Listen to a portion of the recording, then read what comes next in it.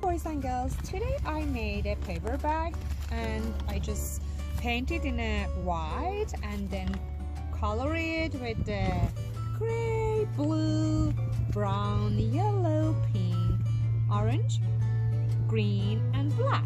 So I'm gonna go to the nature and find maybe some color which is matched with this color. So, see, what did I find?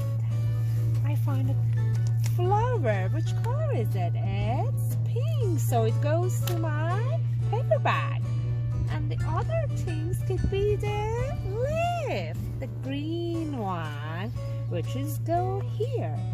So look, what can I find else? Maybe the rock, which is matched with the gray color, and it goes to my bag. And let's see, what can I find? Oh, see the pine cone. It could be matched with the brown color, and it goes. And how about this one? It could be matched with the brown, and it could go to my bag.